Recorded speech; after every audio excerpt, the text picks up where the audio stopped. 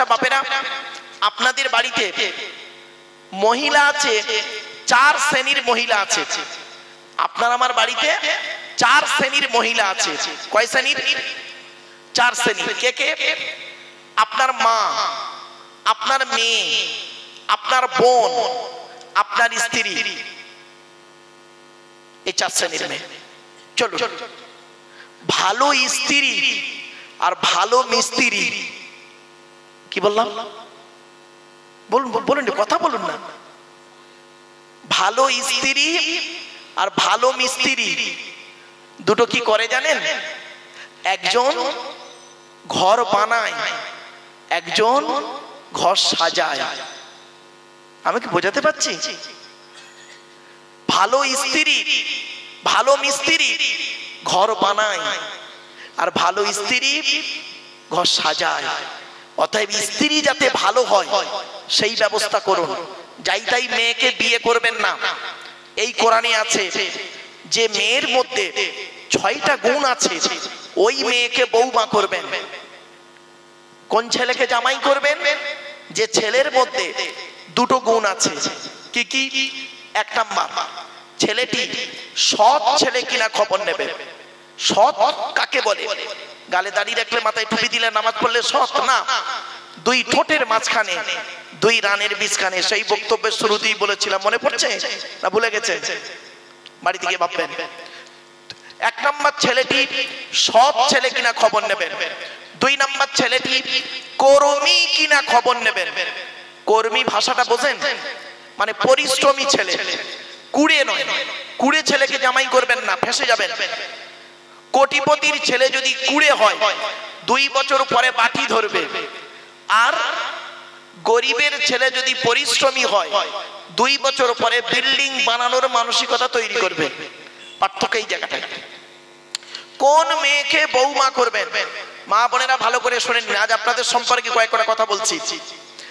কোরআনে আছে মুসলিমাতিন, মুমিনাতিন, কানিতাতিন, তাইবাতিন, আবিদাতিন, সাইহাতিন, সাইয়্যিবাতিন ওয়া আবকারা। আয়াতটি কোথায় আছে? 28 নম্বর পারা, 19 নম্বর পৃষ্ঠা, 11 নম্বর লাইন, সূরার নাম সূরা তাহরিমের 5 নম্বর আয়াত। আল্লাহ বলছেন মেয়েটি মুসলমান কিনা খবর নাও। 2 নম্বর, মুমিনাতিন, মেয়েটা মুমিনা বিশ্বাসী মেয়ে কিনা খবর নেবে। 3 নম্বর, খুব ইম্পর্টেন্ট, কানিতাতিন, আনুগত্যশীলা মেয়ে কিনা খবর নেবে। দূর থেকে খবর নিয়ে দেখবেন ওই মেয়েটি ওর বাপ আর মাকে ভক্তি শ্রদ্ধা করে কিনা খবর নেবেন। দূর থেকে খবর নিয়ে সঠিক তথ্য যদি পেয়ে যান মেয়েটি ওর বাপ আর মাকে ভক্তি শ্রদ্ধা সম্মান করে না, ও যত সুন্দরী মেয়ে হোক, যত কোটিপতির মেয়ে হোক, যত বড় মুফতি সাহেবের মেয়ে হোক, খবরদার ওই মেয়েকে জীবনে বৌমা করবেন না। ও নিজের বাম্মাকে ভক্তি শ্রদ্ধা করে না, তোমার বাম্মার পাতে সহজেই 1 থালা ভাত দিতে চাইবে না। বেশিরভাগ মেয়ের সংসার নষ্ট হয় মেয়ের মায়ের কান ভাঙানিতে, ঠিক না? ঠিক। বেশিরভাগ মেয়ের সংসার নষ্ট হয় মেয়ের মায়ের কান ভাঙানিতে। যে মেয়ের মা যত বেশি চালাক, ওই মেয়ের কপালে তত তাড়াতাড়ি তলাক। বাস্তব বললাম, তালাক নয়, তলাক। কি বললাম? তলাক। শব্দটা তালাক নয়। শোনে নিন, আমরা তো বুঝি না, যাই তালাক বলি। তালাক আর তলাকের পার্থক্যটা কি? তলাক মানে হচ্ছে তোয়েল আমালি ক, বাংলা উচ্চারণ কি? তয়বাই লয়াকার ক। তলাক মানে পৃথক দেওয়া, ছেড়ে দেওয়া, ডিভোর্স দেওয়া। আর তেল আমালি ক, তয়াকার লয়াকার ক, তালাক মানে জুড়ে যাওয়া, মিলিত হওয়া, একত্রিত হওয়া, জমা হওয়া। আমরা তলাক না বলে সব তালাক বলি। এই কোরআনে সব জায়গায় আছে তলাক, কোরআনের 1 জায়গায় আছে তালাক। তালাক শব্দটা কোরআনের 1 জায়গায় আছে, টোটাল কোরআনের 1 জায়গায় আছে তালাক শব্দটা।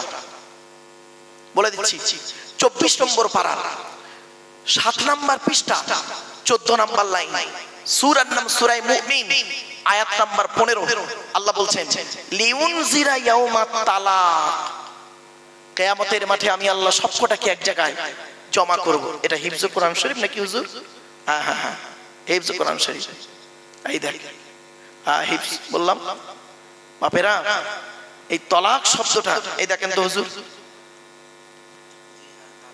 15 নম্বর আয়াত 14 নম্বর লাইন, এটা 15 নম্বর লাইন 7 নম্বর পৃষ্ঠা।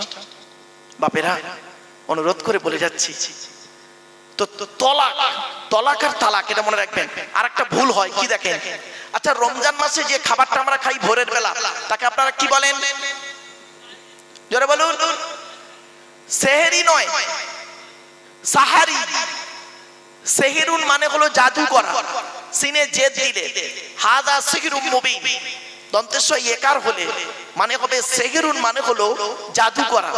আর সিনে জবত দিলে সাহারুন মানে হলো রাতের শেষ অংশের খাবারকে আরবিতে সাহারি বলে। তাহলে শব্দটা কি হবে, সেহেরি না সাহারি? তাহলে সেহেরি লেখেন কেন? আশ্চর্য, কেন লেখেন? আরে একটা মাদ্রাসার এই কি বলে রমজানের চাট আমার কাছে এসেছে, আমার ওখানে জলসা দাওয়াতও আছে। এখন আমাকে হোয়াটসঅ্যাপে পাঠিয়েছে। মোহতামিম সাহেবকে বললাম যে ভাই এই সেহেরি শব্দটা কেন লিখলেন আপনি? তা বলছে, বেচারা প্রথম খেয়াল করেনি, বলছে হুজুর আমি তো এর এটা দেখিনি, এই প্রথমে যখন ছাপা হয়, ছাপার পরে একবার স্ক্রুটনি করতে হয়, আমি ওটা দেখিনি হুজুর। তা বললাম ভাই ওটাকে সাহারি করে দেবেন, আপনি একজন যোগ্য আলেম, যোগ্য আলেম, ওই জায়গা থেকে ওই ভুলটা বুঝিয়ে দেবে, অনেকটা দূর পৌঁছে যাবে। এখন মানুষ সচেতন। আজ থেকে 35 বছর আগে যেমন মানুষ লেখাপড়ায় অনুন্নত ছিল, ঘর ঘর আলেম হাফিজ ছিল না, আজ থেকে 35 বছর আগে, এখন কিন্তু সেটা নেই, ঠিক না বেঠিক? এখন কিন্তু বাড়ি বাড়ি আলেম হাফেজ, মাধ্যমিক উচ্চ মাধ্যমিক গ্র্যাজুয়েশন কমপ্লিট করা স্টুডেন্ট অ্যাভেলেবেল। সুতরাং এটাকে ঠিক করুন। চলো আসছি, প্লিজ অ্যাটেনশন। তো এবারে আসছি, ওই মেয়েটি কি বাবা অসুবিধা হচ্ছে বাবা? হ্যাঁ হ্যাঁ অসুবিধা হচ্ছে বাবা, আচ্ছা চলে। এবারে আসছি, এরপরে আল্লাহ বললেন আমি কি তোদের দুটো চোখ তৈরি করি নাই? এই চোখকে নিয়ে গবেষণা করলো কারা?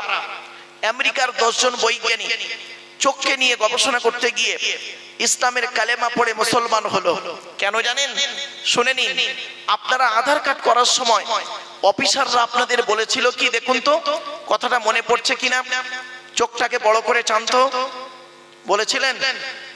হ্যাঁ, শুনে নিন। 1500 বছর আগে কোরআনে কথাটা ইঙ্গিত দেওয়া আছে, আমরা জানি না। আল্লাহ বললেন আলাম নাজআল লাহু আইনাইনি, আমি কি তোদের দুটো চোখ তৈরি করি নাই? কোরআনের এই আয়াতকে নিয়ে আমেরিকার 10 জন বৈজ্ঞানিক গবেষণা করে দেখছে চোখের কথা আল্লাহ কেন বললেন। চোখকে নিয়ে গবেষণা করে দেখলেন পৃথিবীতে যত মানুষ এসেছেন, আসছেন, বেঁচে আছেন, আসবেন, কারোর চোখের রেটিনার সঙ্গে কারোর চোখের রেটিনার কোনো মিল নেই। এই জন্য মানুষের চোখের আইডেন্টিফাই করা হয় এই কারণে বেশি করে। এরপরে আল্লাহ বললেন 3 নাম্বারটা আলাদা কি, আয়াহসাবুল ইনসানু আল্লান নাজমা ইযামা বালা কাদিরিনা আলা আন নুসাউবিয়া বানানা। আল্লাহ পাক বলছেন সূরা কিয়ামত 4-5 নম্বর আয়াতে, আল্লাহ বলছেন হে মানব জাতি, তোরা কি মনে করেছিস আমরা মরে গেলে পচে গেলে হাড় হয়ে যাব, কিয়ামতের মাঠে আল্লাহ আর তুলতে পারবে না? এ কথা কোনোদিন ভাবিস না। এই পৃথিবীতে যেমন তোদের বুড়ো আঙুলের ছাপ যেমন কারোর সঙ্গে কারোর কোনো মিল নেই, কিয়ামতের মাঠেও কারোর সঙ্গে কারোর কোনো মিল পাবি না। আপনারা আধার কার্ড করার সময় এই বুড়ো আঙুলের দুটো ছাপ চেপে দিয়েছিলেন, তাই তো? 1500 বছর আগে কোরআনে ইঙ্গিত দেওয়া হলো, আমরা কোনোদিন ভাবি নাই। এজন্য আপনাদেরকে আমি বলে যাচ্ছি, এখানে আজকে ছেলেরা কোরআন হিফজ করলো, কোরআন মুখস্থ করেছে। বাবা হাফেজ সাহেব যারা হয়েছে, যারা দুজন ছেলে নাকি ভাই, 2 জন ছেলে বাবা যারা হিফজ কমপ্লিট করে, কি এক বৈঠক দিয়ে হয়েছে না এমনি পাগড়ি দিয়েছেন? এইটা খুব কষ্ট হয়। আমি বাবা অনুরোধ করে যাই আপনাদের, আপনারা হাফেজদেরকে বিশেষ করে হিফজ কমপ্লিট করে তাকে অন্তত কমসে কম এক বৈঠক না দিয়ে পাগড়ি না দেওয়াটাই যথাযোগ্য নয়। কেন জানেন বাবা, আমি নিজেও তো একজন হাফিজ, হিফজ করেছি, তারপরে খারিজি পড়াশোনা করে তারপরে তো সরকারিতে ডিগ্রি অর্জন করেছি, বাস্তবটাই বললাম। তো যে সমস্ত ছেলেগুলো, বেশিরভাগ ছেলে আমার চোখে দেখা, যে সমস্ত ছেলেগুলো এক বৈঠক না দিয়ে বা এমনি সবক শেষ করে পাগড়ি পেয়ে চলে গেছে, দেখা গেছে আমার চোখে দেখা 30 বছর পরে, 25 বছর পরে সে ছেলেটি আর কোরআনকে রাখতে পারেনি। বিভিন্ন দিকেই কোরআন তার কাছ থেকে চলে গেছে, মানে ইয়াদ নেই, ভুলে গেছে। আবার কত হাফেজ হিফজ করে দর্জির কাজ করতে গিয়ে, চরি ফুল মেশিনের কাজ করতে গিয়ে তারা কাজের চাপে দুনিয়াবিতে এত চলে গেছে, আস্তে আস্তে তাদের কি হয়েছে জানেন, কোরআন শেষ হয়ে গেছে। বাবা অনুরোধ করে বলে যাচ্ছি, কোরআন হলো একটা আল্লাহর নিয়ামত। হাফেজ যে সে হতে পারে না বাবা, হাফেজ যে সে হতে পারে না। আল্লাহ যাকে নির্বাচন করে সেই কেবলমাত্র হাফেজ হতে পারে, বুঝলেন? ছোটবেলায় একটা কবিতা, কত কবিতা পড়েছি, 30 বছর বয়স হয়ে গেছে, সব কবিতা মুখস্থ নেই, ঠিক না? ঠিক। ছোটবেলায় কত পড়েছি কবিতা, 30 বছর পরে কবিতার মুখস্থ নেই, 2-3টে ছাড়া। কিন্তু কোরআন এমন এক কিতাব, ছোটবেলায় মুখস্থ করলো ছেলেরা, বাচ্চারা, আজও সেই কোরআন তারাবি খতম, 1-2 করে তারাবি পড়াচ্ছে। বাস্তব বলে যাচ্ছে, হাফেজেরই সার্টিফিকেট হয় না। শুনে নিন, হাফেজের সার্টিফিকেট কি জানেন? পাগড়ি নয়। আমরা একটা পাগড়ি দিই সম্মান সূচক, হাফেজের সার্টিফিকেট হলো তার ইয়াদ, তার কতটা ইয়াদ আছে কোরআন, ওটাই ওর সার্টিফিকেট। পাগড়ি একটা সম্মান সূচক, মানুষের সামনে একটা দেওয়া হয়, একটা সার্টিফিকেট দেওয়া হয়, ওর ইয়াদটাই হলো মূল সার্টিফিকেট।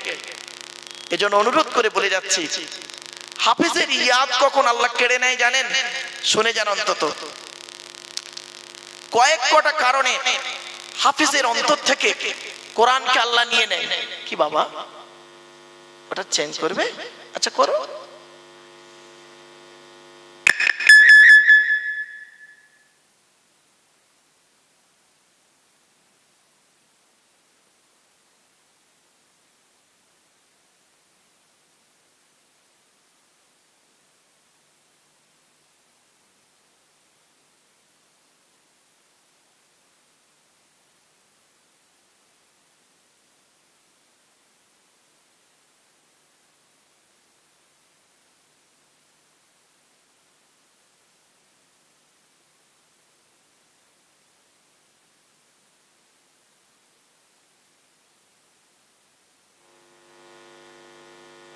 হ্যালো হ্যালো বাপেরা, আর একটু ধৈর্যের পরিচয় দিন।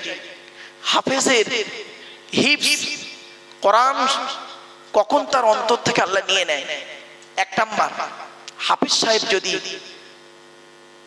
শিরকে লিপ্ত হয়, জেনায় লিপ্ত হয়, পাপ কাজে লিপ্ত হয়, আর হাফেজ সাহেব যদি চর্চা করতে ভুলে যায়। প্রতিদিন কমসে কম একজন হাফেজ সাহেবের জন্য কমসে কম 5 পারা তেলাওয়াত তাকে করতেই হবে।